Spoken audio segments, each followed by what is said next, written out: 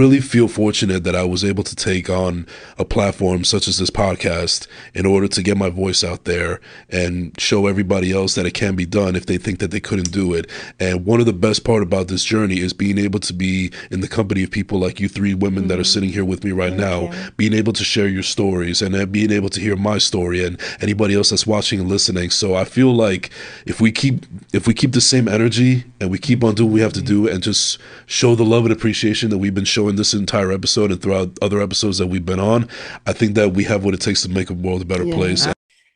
Episode 3, season 4. And today's guest is someone who I've seen on other podcasts. He's doing great things. And we're going to highlight and spotlight him today from the podcast. What's the podcast name? Come on, say it with me. Come on, Jason. Class second place. First class, second place. A lot of people get it mixed up. I get it. So, first class, second place. I present to you the one and only Jason Enrique Madrigal. Not to be That's the confused with first. somebody from Encanto, okay? That's the first time that anybody's ever used my full government on a podcast. So congratulations. Oh, well, I am humbled. I am honored, sir. So, speaking of the podcast, when did you start it? I started it back in 2000. This is interesting. So I launched it on September 30th, 2021.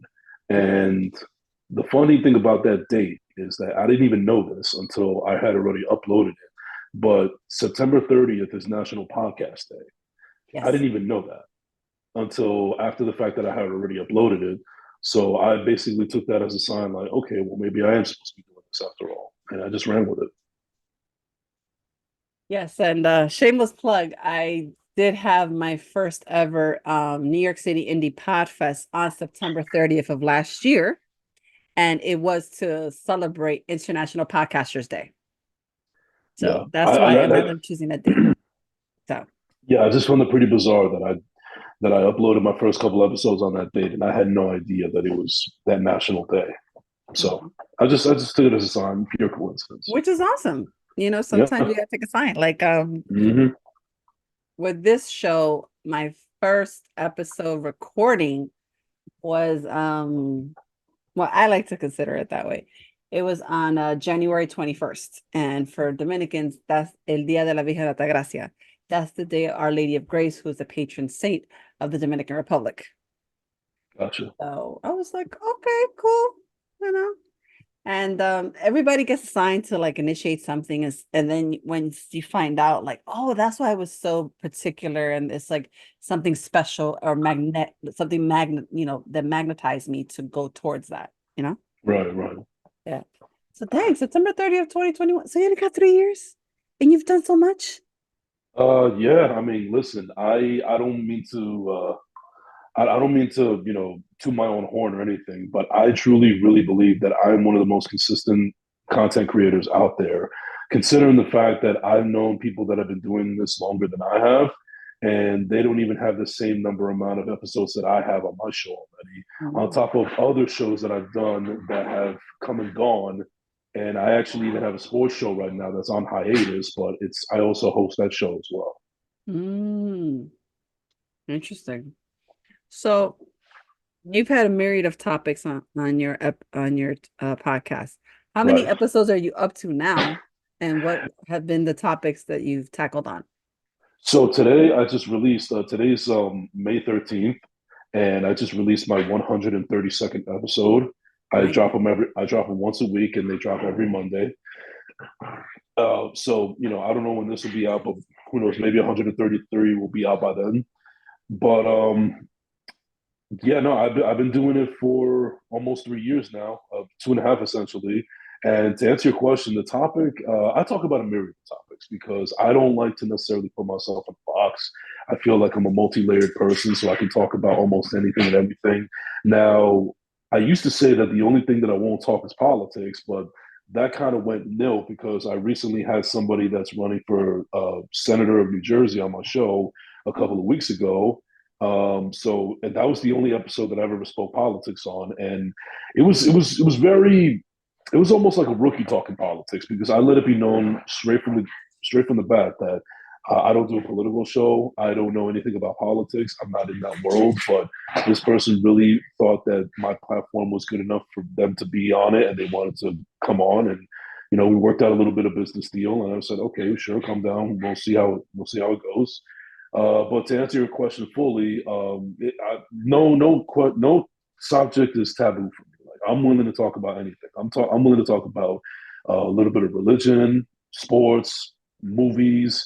I'll even talk about sex toys. I don't know. I don't give a shit. But excuse my language. But overall, I would say that the one thing that has really gotten the most traction as far as topic is concerned is the aspect of mental health. Because one of the things I know that mental health is a broad topic to talk about now because you could find it on almost any podcast and any documentary and any other form of media. But what separates me from a lot of other people, specifically men, is that I am truly blunt, open, honest, and vulnerable in a way that people are not used to. And I think one of the reasons why people gravitate towards that is because not only am I being brave and vulnerable about this, but I'm actually doing it in front of a camera and a microphone. And the way that I look at it is that I just have nothing to hide. I have nothing to hide. I feel like I've been silenced for a lot of my life for not being able to speak the way that I want to, and I would get chastised for it or I would be held up against it. But I just told myself, you know what? I don't care. I need to do this. I feel liberated to do so, and this is my platform, so nobody can stop me. And if anybody doesn't like what I have to say, well, then too bad. It's already out there in the atmosphere. I can't do anything about it. I'm not going to do anything about it either. And I don't regret it. I don't regret any of the things that I've said on the show because it's raw and it's uncut and it's who I am. And I think that's allowed other people to feel comfortable and be vulnerable and come on my show and speak their truth, as the kids say. Come on and speak their truth. Well, that was a mouthful. Dang. Yeah. No, but if you think about it, that's the beauty of having a podcast. There Right. is certain freedoms that you do have, and it's really interesting. For example, shameless plug for this show. There is a podcast version of this show, and it's called Your Spotlight After Show. And it's so interesting because when it's on TV, I get some traction. Then when I put it on YouTube, I landed up discovering that I have a very large male audience. Shout out to the dudes who are on my YouTube channel. Hi, guys. And ladies, of course. Ladies, thank you. But in the podcast format, I realized I have a larger female following than a male following. I was like, yes, women, thank you so much for the support. So it's interesting. Like you have to be careful with what you say. It's just sometimes some topics hit more than others. Have you had So like that happen with you? sure, yeah, absolutely. Especially because considering the fact that I'm a male, and apparently there's not a lot of people that are out there that are willing to be vulnerable as much as I am from a male perspective, and I think that's actually allowed both men and women to appreciate what I have to say on the men part because they were like, wow, somebody actually feels the same way that I do. Okay, I'm not alone. And then there's females that appreciate it because if I didn't say anything out loud, they would have never got from a man's perspective of what really goes on in a man's mind. And that's on us because we don't know how to express our feelings. I know how to. I don't know. I can't tell you how I do it. I just do. And I just think that if I could be a vessel to anybody out there, man or woman, to being able to speak whatever they want to say and not be afraid of the repercussions and so on and so forth within reason, then I think that the world would be a better place. That's how I naturally feel. No, it's true. And mental health is a very it's a very pertinent topic. People don't give it enough credit, but mental health is up there on the Well, list. well, it does get a lot of credit, but it does also get a lot of flack because I do know a couple of podcasters, not so much friends, but at least on a personal level, where they don't like discussing it. They don't like talking about it. They don't even like the subject being brought up. But at the end of the day, I also know that those same people are the ones that are hurting the most, and they just don't want to share their feelings. And I can't twist their arm and say whatever was on their mind. They have to do that on their own volition. So you're not going to be able to reach everybody, but ultimately you will reach people that are in dire need more than anything. And I'm just really glad that I could be a vessel of some sorts for people to feel good about being able to speak their mind and let people know what's going on, and it's okay to be not okay. No, and it's very true. Also another thing that's really pervasive um is there's stigma around, like you said, it gets credit, but then also gets flack. But then there's also a Right. stigma with like, oh, you're oversharing or you don't share enough. And it's a lot of, it's like a tug of war back and forth, Right. and it's just like, oh, well, it's Tuesday, like it's Monday. Maybe this topic will resonate with somebody. Or maybe it's Saturday. Maybe somebody's like, nah, I don't fit it. And I think honestly, a lot of the growth of the podcast community has come from maybe like I like to say after like 2017, 2018, a lot of people wanted to like, do something of creative expression. Everybody had an opinion, everyone had a thought process, which is kind of the human experience in general. Everybody's gonna have an opinion, everybody's gonna have a thought process. You know what I mean? Right. So let me ask you a question, if I could. Mm-hmm. So everybody has their reasons of doing a podcast. I know that the majority of people out there seem to want to get into podcasting because they think that it's the new wave of possibly marketing your own machine and being, this is what you're going to do for the rest of your life. It's almost like how people wanted to be reality TV stars. Now they want to be podcasters because they can get their face and their name out there. So let me ask you specifically, what got you into podcasting on your own terms? Because mine is different than anybody else that has podcasts, and it didn't even last more than 3 months. Yeah. Like I've seen a lot of famous people, not to like not burn, but not to like give too much light to, because I'm all for the independent podcasting community. For example, like oh boy, like Club Shay Shay, sometimes he goes in like 2 hours. I'm I like, my love I man, love Club Shay that's Shay two. though. No, no, God bless. 2 hours though. Well, you know Like what? you You lose know me after what? 30, honey. I'm sorry. But see, I'm actually glad you brought that up because there are two different types of audiences out there. Now, me personally, if I could do a 2 hour, 3 hour podcast, I would. But I just don't have the time or the means to do that. But if I was in a position to do so, then I would, because you actually get more out of you're basically squeezing every drop of juice out of the fruit in order to get what you want out of the show. And there's still other ways to digest it. Like Club Shay Shay, even though he has like 2 3 hour podcasts, a lot of his content can be cut up into like, I don't know, 10 minutes, 15 minutes, and he still gets the numbers. So there's ways to do it. And I'm one of those Absolutely. people. Not And never I'm one of negating those. that one. Mhm. And I'm one of those people that actually does relish in the long ones. But I'm just not in that position right now, especially with my audience, because my audience, no disrespect to them, but my audience has the attention span of a 16-year-old. So an hour is the most that they can go. I'm just keeping it real, and my audience knows how real I keep it. So Mhm. Well, I think it's the same thing. I think we're all suffering through that. Whether you're on television like I am, whether you're doing a podcast, whether you're like doing a YouTube channel, sometimes here we go. Hello, hi, welcome to This Is Your Spotlight. I am your host, Eurydice Roman, and we are on season 4, episode 3. That's right, we've gotten to 3 episodes already. So this is a shorter season. This season, we're only going to do 10 episodes.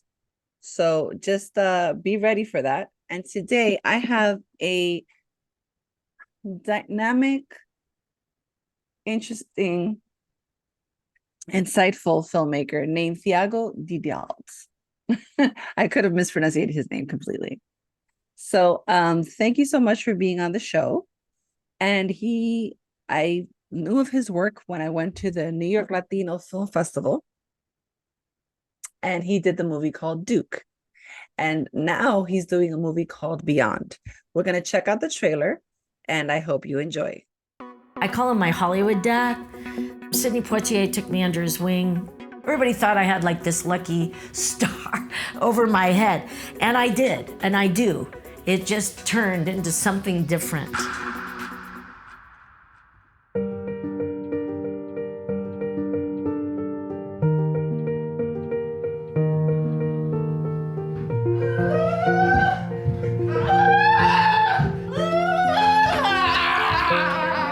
He's driving him 9 hours a day. Keep him calm. You could, love those kisses. I think my whole life was a preparation to do what I'm doing right now with the boys. He's always moving. So he, right, buddy? Yeah, my handsome buddy. Yeah, I know. I'm just trying to keep my kids safe. It gets really simple. I know you're tired, but we gotta go. We're gonna go. Let's go. Come on. Parents like me, when we're gone, our kids will be institutionalized. But maybe we're going to make a community someday. What are we going to do when we're gone? We want to live forever. Trust me, we always say we can't die, we can't die. Well, I've had a few friends die. We've got to find land where we can get zoned to create this beautiful environment for the future of our children. He's suffering, and these kids suffer. You know I come back. You know I come back. They're not vegetables, they're people with feelings and intelligence and compassion and love and kindness. My career gave me the tools in my toolkit to be disciplined, to stay tenacious, to not give up. I'm in complete unconditional acceptance of them. My name is Tamara Mark, and this is my story.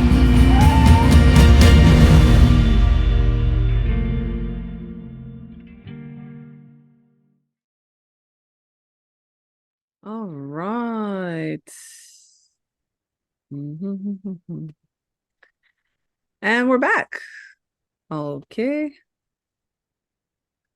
Just so you know, it didn't show up for me, so I don't know if it is sharing or if people is Oh, able it to. did. Okay, cool. So it did record that, so it was nice. So today is a very interesting day. So how are you able to let's start with the finest. How did you get started? Okay, here we go. I'm original from Brazil. Okay. I grew up in a small town called New River in English, like Rio Novo.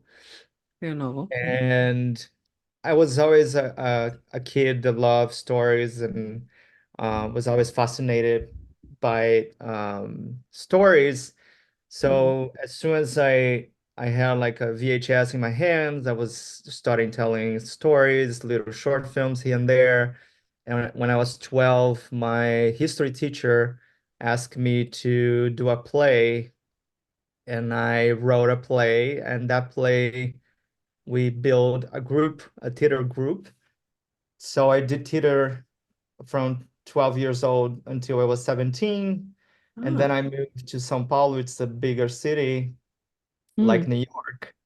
And I started working as assistant editor in a production company for TV. And then I was always doing making off here and there, and until they asked me to do to become a first assistant director. So I did that for about 5 years until I started directing commercials, and ended up in LA where I started making these films. Long story short. I like your transition actually. Yeah, it was really it's a nice, step by step. Yeah. And that's very refreshing in the industry, because sometimes the industry has changed so much. It's either one step and then tragic backstory, then Right. triumph, and then whoa, you you're like launch into the stratosphere all of a sudden, and you're like, what?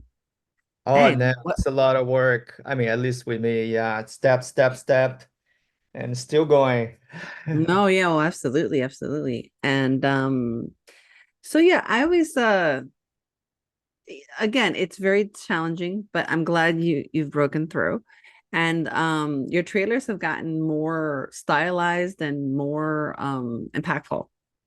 Thank you. Yeah, that And movie is real. I mean, you watch Duke, it was based in a true story, but it is made with actors and a whole different thing. mhm, mhm, This one, I was there by myself with a little camera filming day by day by this family. It was very interesting for me too. I had to give up all the, cinema team group of people, cameras and stuff, and we mhm. come with this little camera and being very intimate to the family. Even because the boys, if I was with a bigger camera and a team, I don't believe this movie will really work. So I want to be there and capture and be very close to them as I could. And that's why, yeah, and trying to balance, cinematography and all those things. No, yes. It is very evident that it was a very challenging and arduous movie to make because you had to be extra sensitive, and also because for the lack, yeah, of language, especially when someone is nonverbal autistic, Oh yeah. it's a lot more difficult. Than sometimes you have to look out if they're going to take a swing at you, like if they're having a stimming episode, if they're stimming, or if they're on the meltdown, you don't know where they're going to land. If it's on the doorway, on the door, is it going to hit a chair, a table? Like it's a little like hard to gauge. Yeah, but at the same time, I feel as much as I was going there and being close to them, it became easier to understand the human beings, and Absolutely, of course, you yeah. kind of forget any of that, or not forget, but you deal with like you're dealing with anybody else, and Oh no, yeah. yeah, it becomes, and they're so sweet with me. They knew what I was doing, and often they would come and hug me and like kind of saying thank you for being there and showing the reality because the Mhm. mother really need and they need their story to be told so something may change for them. Of course, of course. Um, so we talked about how you began and how the movie is progressing as it's going. Now, how did you choose the theme of your film? I don't feel that I choose the team. I Mhm. think the stories comes to me and I feel the responsibility of telling them. Um, it was the same. I mean, when I first arrived in LA, I saw many homeless people. Mhm, And since in Brazil, I was always interested in telling a story about homeless in a different way mhm. because I think people have a vision of laziness or drug abuse and I know that there's a lot of people that don't want to be there or they have mental issues and so many layers. Oh yeah. And but society kind of judge, or people want to be on the streets because they're this, they. Mhm, So as soon as I got here, I got that hit of like, I want to tell this something about this. And I wrote this story called Chocolate, right. which is about a housewife who become homeless. And we don't know why, but she has early onset of Alzheimer. But Mm, she's mixed, yeah, between the homeless population. So I made that short film back in time, and interesting enough, I went to a Alzheimer organization mm. and they read the script and they said, this is not real. She would be found like in 2 days of being missing. Like, they really shut down the script in that sense. Oh, But because it was not based in a true story, it was a fiction. And I really wanted to tell that story the way that I visualized. correct. And I spent some time with the homeless population. helping them in downtown LA. So Correct. me and my team, Drew Miller, the executive producer, we decided to make. We loved the story. We just wanted to do it. Mhm. And as soon as we finished, we were about to have a screening in LA, and we find out about this woman called Nancy Polikas, and she was missing, and she was with early onset Alzheimer, and they were considering that she could be mixed with the homeless population. So it was a weird connection, Wow. like life imitating art or art imitating art. I don't know how to put it, Wow. but that Mhm. family came over and watched the film and they loved it and they felt really close to the story. Correct. And that's when I made a feature film about her story called Where is Nancy? Where's what? Where is Nancy? Where's Nancy? Okay. So it's a feature film. It's now on Amazon Prime. Anybody can look up there and find. Mm-hmm. Probably put Where's Nancy, Thiago Dadalt, and they're gonna find the movie. So that's when I always see myself as a what is the name? Not a documentary filmmaker, but more storyteller with actors and all that. Right. It's But all about then branding, really. right. No, but at the same time, I just figured it out that it's not about this or that. It's not about put Mhm. yourself in a box. It's really about tell stories. And Exactly. Nancy's story came to me, and it was something that I really couldn't miss it, and I needed to tell that story. So I did. And it's the same when I did Duke. It was based on a true story. Mhm. And then because of the connection that I did making these films, I found out about Tamara Mark, and I Mm. ended up during the pandemic making Beyond. So it's all coming in somehow. It feels like they're finding me, I'm finding them, and Right. there's no, I don't, it's nothing like, oh, now I'm gonna tell this story. It's really Mhm. unfolding. It's interesting. Right. It's like a web, pretty much. It's like Yes, it's it's like like, a you web. know. You're right. It's one thing connecting to the other, connecting to the other. Yeah. And sometimes, I feel like as someone who does film and I do television, I do open mic comedy and stuff like that. It is about connection. Oh yeah. And it Yeah. is about like What touches you, you know? mhm. And you'd be surprised what touches people and what makes people go, "Oh my God, that's great." And you're just looking at Yeah. them like, "Okay, cool." It's like, thank Right. you for seeing my message. Thank you for seeing what I was trying to convey. So Oh, that's for also sure. great. What other genres would you like to tackle on in the future? I feel, to be honest, I made like four really tough films. Really real, really not easy, really like Hmm. deep emotional. Hmm.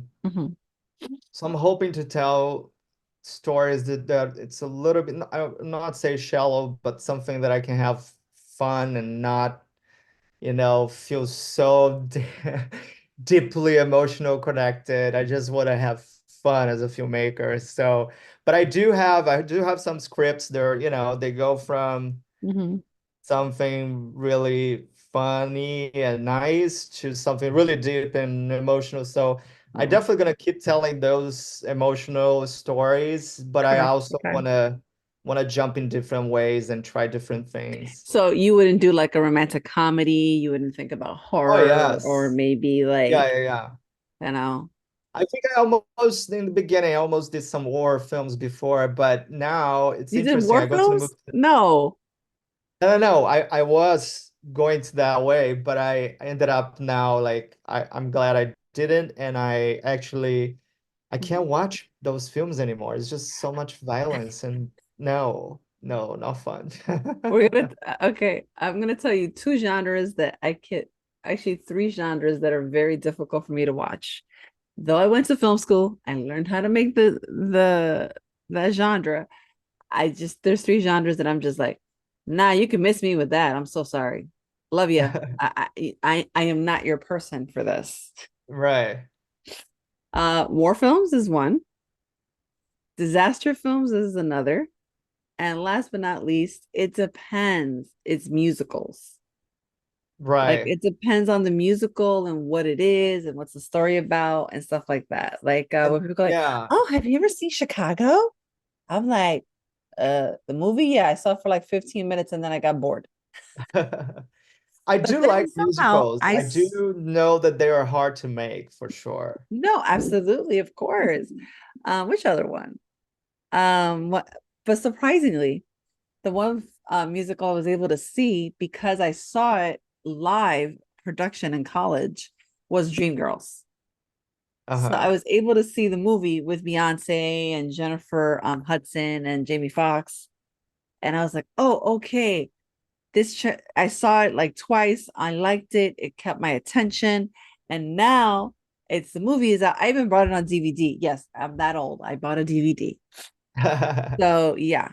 For me as a filmmaker, those would be the three genres that is hard for me to watch a movie. You know what I mean? So Right. but I wish you the best of luck for the other genres and just keep going at it. Oh Honestly, yeah, no, for really. sure. I think I'm just starting. I think most of us are like most of us have a starting point and then we don't realize it until we're deep in it. And then it Right. just goes, it unravels and you're like, oh, that was my starting point. How did I get here? Oh my gosh, I have Right. writer's block sometimes. Yeah, There's it's so moments much I'm to like, go it's too through. much, it's overwhelming. No, no, no, no. It is Leave it there, leave it there. overwhelming. So we're going to show the trailer for Chocolate. Okay, so Chocolate, just so you know, so I made this film 9 years ago, Correct. and we got into some festivals, but we didn't know much about how festivals worked, and it was a lot of misunderstanding. Like I didn't know if you get into this festival, they don't want you in the other one. It's so weird and Yeah. still something that I don't like. But Yeah, they're uber competitive amongst each other. yeah, Very interesting. interesting enough, the movie was 22 minutes and I made a new cut for 14 minutes and sent it to some festival and and starting getting attention again. It's Good. just nice because it's a movie that we call like was dead. And suddenly, we are gonna be at the American Pavilion Cannes Film Festival with this movie. So it's just awesome and I'm very excited because it is a story that's still um very awkward and very important. We have this homelessness situation going on all over the globe. It's not only USA. So it's a very pertinent story, and I hope we can get further with it. Fingers crossed. Thank you. Let's see how we're gonna do this. Okay, so I'm gonna pick you up after school today. But Mom, you forgot to pick me up many times.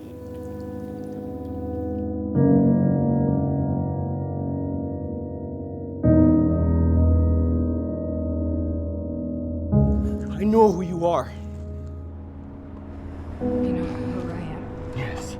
You're the woman from nowhere, with no one.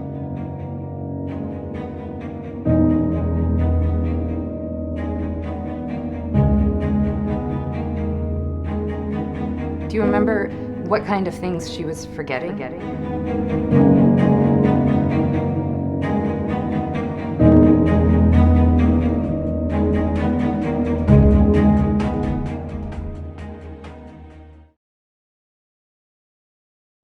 So yeah, no, and I think it's admirable the quality of work that you're producing, and it's gonna only get better and better. So I hope so. It's not easy. no, no, no, no. It's not Because you're an easy. independent filmmaker, so how hard is it to like get people to like really like help you and be gung-ho with it? Um, I think people, well, I hope I'm very honest and nice to people because, Mhm. and also I believe they love the stories that I'm telling and they just Mhm. want to be part of it. But I do my best to make sure that everybody is feeling heard, and that it's not just like Mhm. helping a filmmaker, but really like being part of a team or something like that. Um, Mhm. So I'm Yeah, gonna. I have here, but for some reason I only have on Vimeo and it's not showing to you, right? Mm-mm. So So weird. I'm gonna pause for a second. Okay, and we're back. So Thiago was trying to find the trailer for his movie called Chocolate that he did 9 years ago, and it went from 22 minutes to 14 minutes, and he's doing that one. And then also we talked about the feature film that he did called Where's Nancy. So just in case you thought you missed anything, you haven't. It's been that exciting. So here we go. Okay, hold on. Okay, so here's the trailer for Chocolate. I hope you all enjoy and support the film. And of course, as Thiago said, look out for his work that he is doing currently on. Hold on. Let me see. Give me 1 second. Hold on. That he's currently doing. Oh, actually, he has on Amazon Prime. You're so lucky to get into Amazon Prime. It was such a, oh my gosh. Did you do the MPAA did you manage to do the MPA rating system? Because it's so expensive to get that. Well, we had for Where's Nancy, we had a sales agent that got us there. Okay. But for Beyond, we tried many things. It didn't work. So we're gonna have the movie available for free, probably in 2 weeks on YouTube. So anybody watching that want to follow my work, follow me on Instagram at Thiago Dadalt, and Mhm. I'm gonna be able to see some stuff over there. Well, that's how I found you. Right. Interestingly enough, that's how I found you. So, okay, and here we go. Let me take a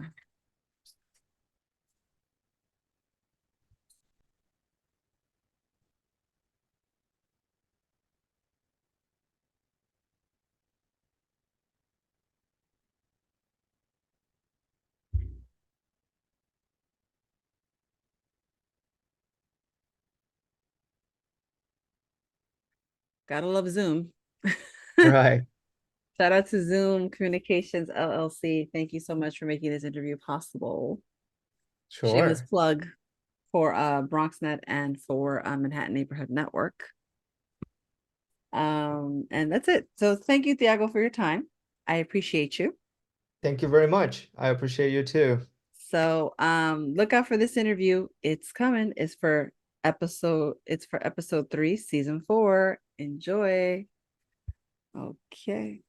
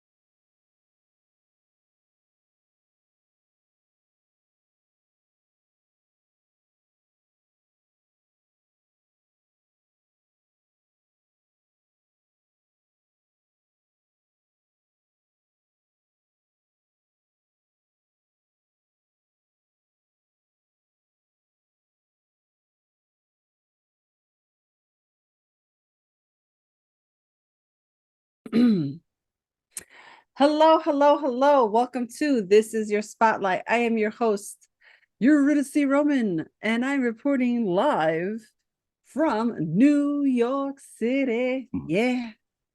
So this is your spotlight, season 4. Yes, yes, y'all. It's our shorter season. And I am going all the way literally across the country into the other side of the world. So for those of you who do not know, my parents are from Dominican Republic, and I was born and raised here in good old Manhattan. So we're going all the way to where? Hawaii. And Hawaii specifically where? Hawaii Watch Live. It is a beautiful, curated, soon to be fantastic app and a great service for the people of Hawaii. And they're going to, trust me, they're going to scale everything. They're going to cover you for comedy, for music, for movies, for podcasts. Even if, you know, the locals are selling whatever, they'll got you for that one. At least that's what I hope Chris will do. Chris, welcome to the show. If I've done a bad introduction, tell me now, forever hold your No, peace. that was perfect. That was perfect. Thank you. Thank you. I'm humbled. Yes. So, Chris, welcome to the show. Tell us about Hawaii Watch Live. Yeah, so basically, Hawaii Watch Live is just a streaming platform that wants to showcase the talents and the content of where I call home. You know, the people. To me, Hawaii is it's almost in a world of its own, right? If you come to our island, we have snow-capped mountains, we have desert, we have pretty much have everything here. So with that being said, it just seemed almost as if this hasn't been done before. And I've tried to do the proper walk in getting this off the ground and meeting with different people within the community to see how we could make this happen. And so far, so good. It's been about a year and a half. The reception has been pretty good.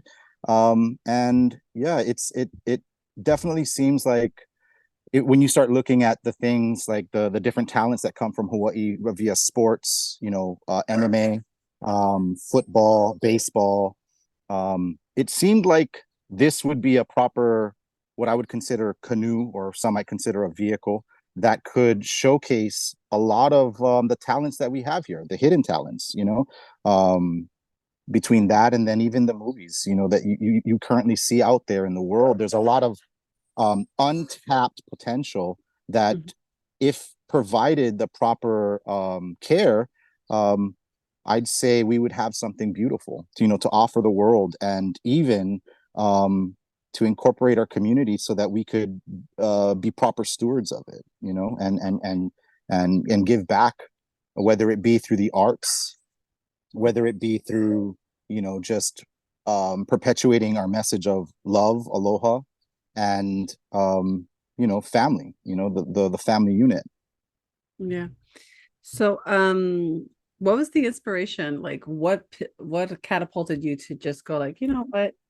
We need this kind of beacon. We need this kind of voice. Like, well, did you have an aha moment? Like, you know what? It's time. I've got the resources. I've done the work. Yeah. So, pretty much like I've stated to a lot of people, this is nothing that's proprietary, right? This is nothing new. It's just a watchful eye that kind of seen things already being done in different areas of the world with streaming, becoming so popular, that I felt Hawaii needed something that offered an ease of access to what we have to offer here. Everybody loves Hawaii, right? I mean, vacation and tourism is pretty much the driving force of our economy here.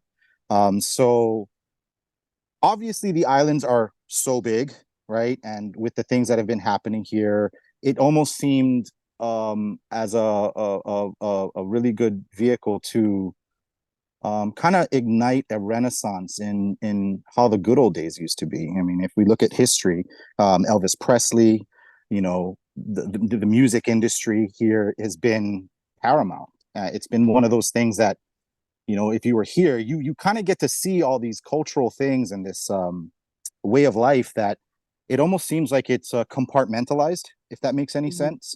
Correct. And having a vehicle that incorporates everybody, almost as if like a co-op, would bring everybody into the fold, where the opportunity to stay in Hawaii and do the necessary work that has to be done becomes available. So in making those connections, I started just, going about seeking professionals in the industry here that could assist in building this platform. It's not where I want it to be, obviously. You know, like everything Right. else, when you start a business, it's baby steps. It's the necessary work that has to be put in, getting the word out, and hoping that the proper people come into the fold to assist with getting it to where it needs to be. One of the things that we talked about prior to this interview was not being the smartest person in the room. I have my own expertise, which is computers, and I'm learning the new industry of filmmaking, streaming, and all these different components to what we're trying to do. And I've almost reached a level where I've met with a lot of people. This does seem like a really good business opportunity, as well as a community opportunity to make something happen, you know. And it's almost as if at this point I'm looking for new relationships to help us get to that next level. Mm-hmm. My question is that what are the current resources on the island thus far that you think would benefit from, you know, maybe a collaboration with Hawaii Watch Live? Well, within Hawaii, we have, you know, obviously we have commercial things, but then these are the things that I kind of seem as a potential issue is, you know, they're nonprofits and they have their niche where they focus on. And what Hawaii Watch Live is basically almost like a melting pot of everything, where they still have their content, they have their own thing going, but in my mind, the name Hawaii Watch Live is so easy to remember. It's almost like a staple. It's almost like a beacon where it can house other people's content and give them the opportunity, almost like what you would consider SoundCloud, right? An independent vehicle where everybody can make their revenues or whatever it is, or even get their exposure via this vehicle. So you have things like Time Warner Cable, you know, here, but these are all compartmentalized. You know, they're licensed and all these other things. And what we're trying to do here is almost like independent work, you know, where there might be some artists that are trying to break through into the industry, and almost like a booster club, if you were to think of it that way, a co-op booster club, where they can cultivate their comedy, their music, and scouts might be able to even hit our site to see what's being done, and then it gives that exposure to our people in our community that are focused in this area, a proper platform to then take it to the next level, right? Right. I would hope one day Hawaii Watch Live becomes something as big as Netflix, or gets to partnership with them in some way where we can start offering outside experiences to our local people too, right? Making those connections and things like that. What challenges have you encountered thus far, aside from just trying to scale?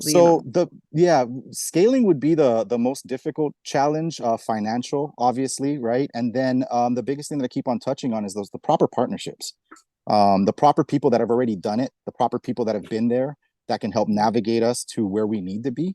That way we're not, spinning our wheels and wasting time, right? I believe this canoe vehicle has a place and purpose on the world stage. It's just my expertise can only take it so far, and that's why I like to call it a co-op, because it has to be a unity of multiple industries, right? Whether it be theater, whether it be the music industry. My heart is always with film, right? I'm not gonna say I'm a movie buff where, you know, I know all these names and these star names. We won't names. see you on Movie Jeopardy, but Well, for me, the thing that's always been a part of my heart is, you know, the 80s, those different movies. So you'll catch me every so often, like in a certain situation, and I'll just quote a line or whatever, you know, or even with music, right? I'll just quote a line, and that's kind of where I'm at, where the actual essence of the craft and the art of film and music, it's the essence of it. I'm not really good with names and things like that, but you know, I have my favorites. obviously, so I think we all do. yeah. Yeah. So, just to, I don't know if I want to make it a short interview, but what do you think holds back, certain things from being more, I don't know if Hawaii's ready to be mainstream. Like, Or like what holds back yeah, I don't know the if potential. Hawaii's ready to be like super mainstream. It's like I would agree. I would agree, and I think that's why things like this have to be taken day by day. That does not mean that the partnerships can't come in. Like I keep on saying, is that these partnerships with people that have already been in the industry and actually know where we need to head to are really where my heart is at, because it's almost like a beautiful vessel that, for me, I don't want any blemishes on. I really want to protect this venture as much as possible so that it pays proper respects to what we're trying to showcase and what we're really trying to do here. But definitely the heart of the message is, and it will always be, as things progress day by day, these different little wins, like me being on your podcast right now, is for me a blessing. You might think it's small. For me, I think it's an amazing opportunity, and I know in the future this is going to be a really good method for people like myself that are trying to do something nice within their community. It's hard to reach out to your community and stuff like that. I'm grateful for the last 4 seasons that I've had a myriad of content creators, influencers, comedians, and even like I've had 2 people who talk about history. Whether it's like history of New York, like, oh, did you know that this building was made in this time frame and it still resonated here in New York and it's still here in New York? Or did you know Monuments, about yes. Artur Schomburg? So I've been very fortunate to have people like that. And then I've just had people that, one person imitates the incomparable Paul Mooney, who passed about 5-6 years ago. And he does great imitations.